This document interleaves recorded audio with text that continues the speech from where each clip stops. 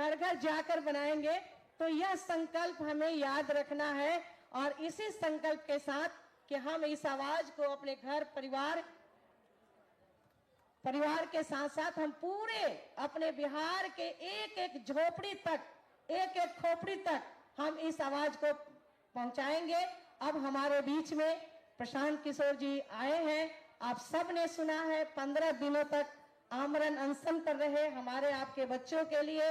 अनशन भी तोड़े तो सत्याग्रह के साथ एक आश्रम बनाकर हमें गांधी की मूर्ति के पास ये बैठे हुए थे और उस गांधी मैदान से अगर हटाया गया तो हमने एक आश्रम ही बसा दिया। इन्होंने ऐसा आश्रम बनाया जहां के हमारे आपके गांव घरों से बच्चों का प्रशिक्षण भी दिलवाएंगे, महिलाओं का भी प्रशिक्षण होगा। युवा संवाद चल रहा है, महिला संवाद चल रहा है और घर घर ये आवाज गूंजेगी। तो मैं अपने भाई प्रशांत जी को यह माइक दे रही हूँ। बेसब्री से आप सभी इनका इंतजार कर रहे हैं और ये भी आपकी आवाज सुनने का इंतजार कर रहे हैं। तो बहुत बहुत धन्यवाद प्रशांत जी। नमस्कार, आप सबका यहाँ ठंड में आने के लिए बहुत बहुत धन्यवाद, शुक्रिया।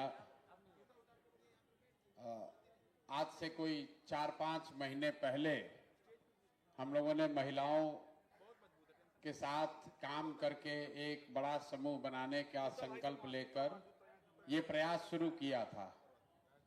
शेखपुरा जहां हम रहते हैं, पहले रहते थे, अभी तो यहीं रहते हैं, वहां पर कमरे में कोई 20-25 महिलाएं, 2-3 बैठकें उनकी हुई और हम लोगों ने कहा कि हम लोगों को कोई महिला प्रकोष्ठ नहीं बनाना है, जन स्वराज में कोई महिला प्रकोष्ठ नहीं बनाना है।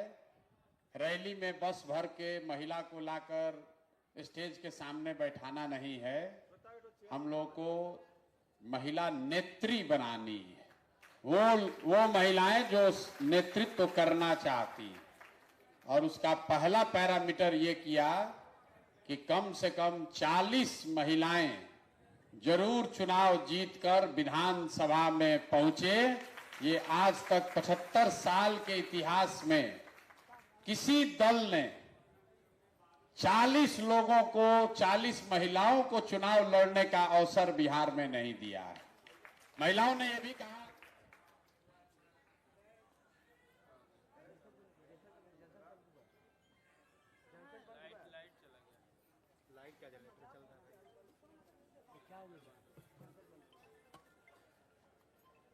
क्या है जेनसेट तो चल रहा है।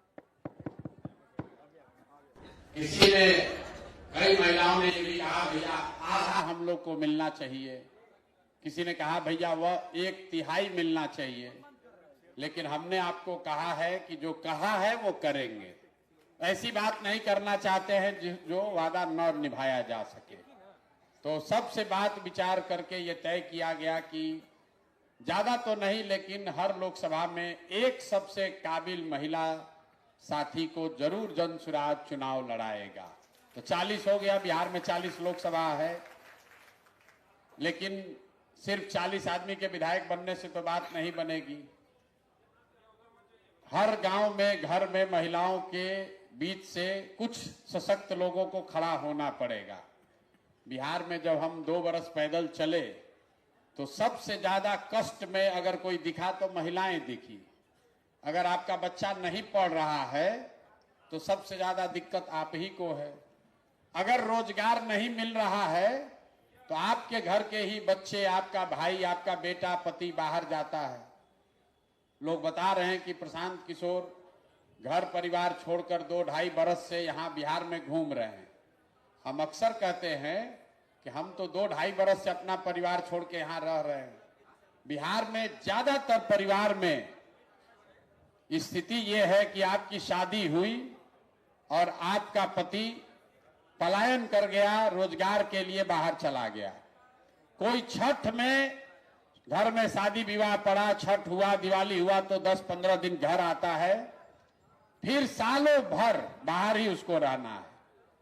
देश के किसी भी हिस्से में सामान्य परिवारों में अगर पति साल भर बाहर रहे तो उसका शादी टूटिए जाना है।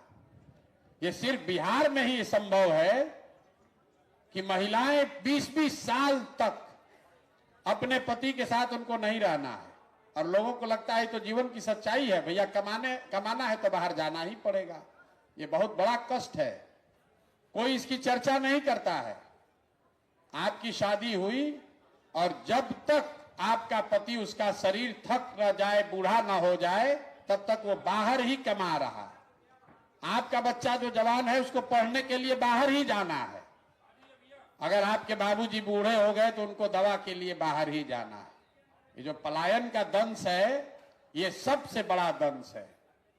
कुछ लोगों को यहां, आप लोग कुछ पैसे वाले लोग बैठे, उनको लगता है कि तो सब गरीब आदमी मजदूर सब जाता है। ऐसी बात नहीं।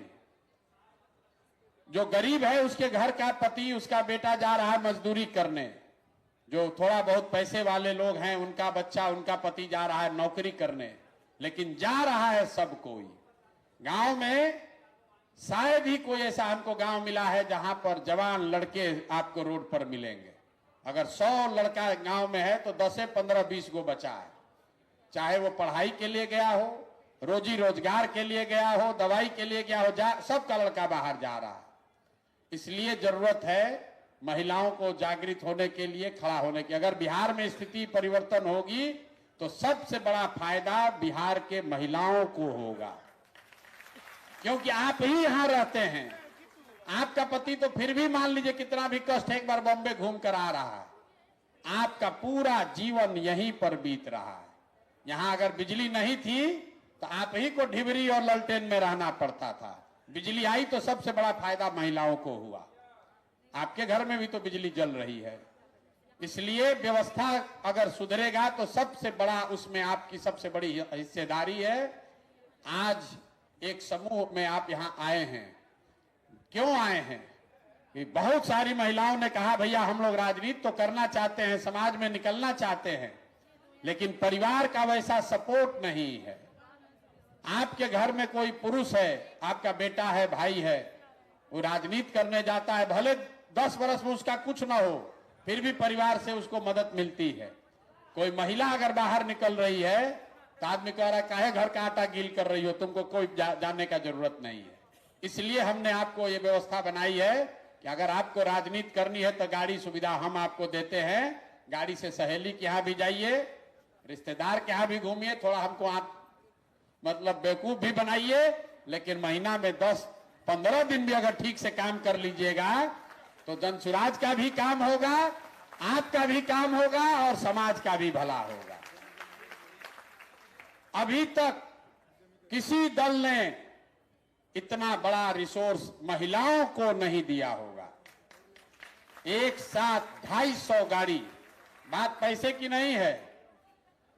गाड़ी जो है वो आपके लिए मोबिलिटी है, आपकी स्वतंत्रता का हथियार है। घर में आप 4 घंटा अगर आपको गाड़ी मिली है, कोई घर से पूछने की जरूरत नहीं है कि काहे जा रहे हैं, 4 महिला बैठकर आप जा सकती हैं। इसलिए 1000 महिलाओं को ये सुविधा हम लोग दे रहे हैं। 4-4 का समूह बनाइए, गाड़ी पर बैठिए और अपने समाज का नेतृत्व खुद कीजिए। 50% सीट यहां रिजर्व है पंचायती त्रिस्तरीय व्यवस्था में। 10 में 1-2 मुखिया ही ऐसी है, आज कहते भैया हमारा पति नहीं करता, हम करते हैं। 10 में 8 आदमी उसका बेटा और उसका पति ही कर रहा है।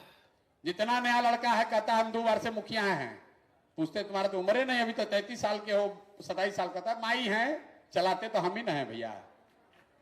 ये स्थिति बदलना चाहिए और आपको साधन मिले, व्यवस्था मिले, सहयोग मिले। अगर आपके पीछे लोग खड़े हों, हाथ पकड़ लें, तो आप में से बहुत सारे ऐसे काबिल लोग हैं जो खुद से लड़कर आगे बढ़ सकते हैं। आपको किसी प्रशांत किशोर की जरूरत नहीं है।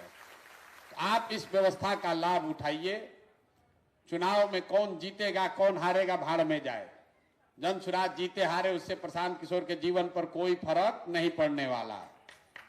हम एमएलए बनकर रुपया नहीं हमको कमाना है, हमको ठेकेदारी नहीं करना है। सरस्वती का आशीर्वाद है, ऊपर वाले की कृपा है, माँ बाप का आशीर्वाद है, जीवन में किसी चीज की कमी नहीं है। लेकिन ये मौका आपके हाथ में है, इसका सदुपयोग कीजिए। गाड़ी एक पहली शुरुआत है। अगर आप में क्षमता होगी तो कल जब आप मुखिया का चुनाव लड़ोगे तो अपने खर्चा पर आपको चुनाव लड़ाएंगे, आपको किसी के से आगे हाथ नहीं फैलाना पड़ेगा। अगर आप में क्षमता होगी तो आप सरपंच बनिए, मुखिया बनिए, जिला पार्षद बनिए, विधायक बनिए। आपको अपने घर वालों से पैसा मांगने की जरूरत नहीं है। आपका भाई, आपका बेटा प्रशांत किशोर आपके साथ खड़ा रहेगा। इतना काम तो होना चाहिए ना भाई, होना चाहिए ना। और हम सबसे पहले मेरा भरोसा है कि महिलाएं जो हैं वो ठगेंगी नहीं ठगेंगी। आप पर भरोसा करके अगर आपको साथ इस टीम को जो व्यवस्था देंगे उसका महीने का खर्चा हम गिनवा नहीं रहे हैं, महीने का खर्चा 2 करोड़ रुपया होगा। 2 करोड़ रुपया आपके भरोसे पर खर्चा करा जाएगा हर महीने। अगर आप इसका फायदा उठाएंगे, इसका सदुपयोग करेंगे, तो जैसा मैंने आपको बताया 30 दिन में 5 दिन बेटी के यहां भी जाके घूम लीजिए, कोई दिक्कत नहीं है। कोई आपका मॉनिटरिंग नहीं है, बेटी के यहां घूम लीजिए। गाड़ी से 2-4 दिन रिश्तेदारों के यहां भी हो आइए, बताइए कि आप नेता हो गए हैं, जनसुराज की नेत्री है, वो गाड़ी से ही घूमेगी। वो भी होना चाहिए। दूसरे दल वाले को बता दीजिए, दूसरे दल वाले को बताइए ये प्रशांत किशोर का, हमारे भाई का दल है, हम पैदल चलने वाले लोग नहीं हैं। चोरी नहीं करते हैं, बालू शराब का काम नहीं करते हैं। ईमानदारी से जो पैसा कमाया है वो समाज को वापस दे रहे हैं। तो जनसुराज की नेत्री, अगर गाड़ी लेकर आप अपने रिश्तेदार के यहाँ, दोस्तों के यहाँ गए हैं तो हमें कोई शिकायत नहीं है, लेकिन काम पूरा होना चाहिए।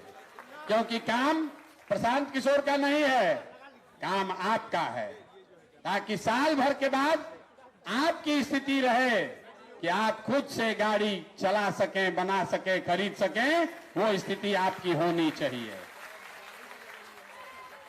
होना चाहिए ना। सब लोग तैयार है ना? जरा जोर से बोलिए जय बिहार। आप लोग को तो उपवास करने का आदत है, आप लोग तीज करती हैं, जुतिया करती हैं, छठ करती हैं। हम उपवास किए तो हमको लगा कि 3-4 दिन में तो टंगा ही जाएंगे, 3-4 दिन में टंगा जाएंगे।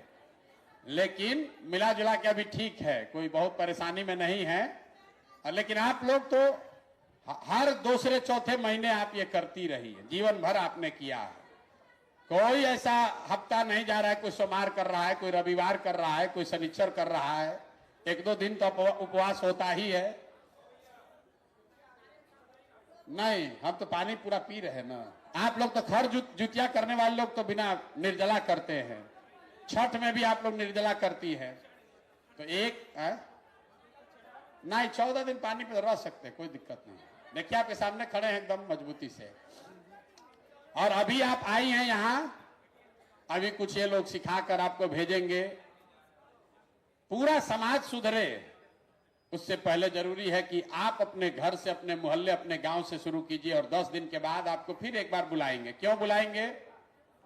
गाड़ी तो आपको अभी भी दिया जा सकता है, साधन अभी से भी आप काम शुरू कर सकते हैं। इस एक बार जाकर गांव में देख आइए, अपने गांव को जनसुराज का गांव बना लीजिए। उसके बाद आकर एक दिन यहां जब ये आश्रम पूरा बन जाएगा, अभी 10% बना, अभी 90% बनना बाकी है, तो आकर एक बार इसको देख जाइए। इसमें 5000 लोगों के रहने और प्रशिक्षण की व्यवस्था बना रहे हैं गंगा जी के किनारे। जैसे यहाँ पर आप लोग 700-800 आदमी बैठे हैं, ऐसे 5-5 हजार लोग का यहाँ पर ट्रेनिंग 2 फरवरी से शुरू होगा। तो तब 10 दिन आप पहले ग्रुप हैं जिनको मैंने बुलाया है। आप लोग के आशीर्वाद से ये बड़ी व्यवस्था यहाँ बनेगी। 1 लाख बच्चों को यहाँ से ट्रेनिंग देकर, प्रशिक्षण देकर, जैसे आपसे ये संवाद कर रहे हैं, आपसे ये आग्रह कर रहे हैं कि बिहार को जगाइए, बिहार के लोगों को जगाइए। एक नई व्यवस्था बने जिसमें आपके बच्चों के लिए पढ़ाई हो, रोजगार हो, आपके बुजुर्ग महिलाओं को 2000 रुपया का पेंशन हो। और जो बात लोग नहीं पढ़ रहा है, जो सबसे बड़ा वादा जनसुराज ने किया है कि हर महिला रोजी रोजगार कर सके, उसके लिए 4% ब्याज पर 100 रुपया में 4 रुपया के ब्याज पर आपको लोन मिलेगा, ताकि आप घर घर रोजी रोजगार कर सकेंगे। ये जीविका वाला नीतीश कुमार ठग रहा है, आपको बुझा भी नहीं रहा। 30% आपको अभी ब्याज लगता है, 100 रुपया में हर महीने 2% ब्याज है। 2% महीना पर ब्याज मतलब साल में 30% ब्याज हुआ। जन स्वराज कह रहा है कि 100 रुपया पर सिर्फ 4 रुपया, सिर्फ 4 रुपया ब्याज पर आपको अगर पैसा मिले तो बिहार के घर घर में महिलाएं कुछ न कुछ रोजी रोजगार करके अपने पैर पर खड़ा हो सकती हैं। ये आपकी आर्थिक आजादी से ही आपका रियल ताकत आएगा। जितना इसमें अनुभवी महिलाएं बैठी हैं, हमारी मां कहती थी जब तक रुपया नहीं कमाओगे तब तक अपने पैर पर खड़ा नहीं होगे। जब तक अपना पैसा आप नहीं कमाइएगा तब तक आपको सही मायने में आजादी नहीं मिलेगी।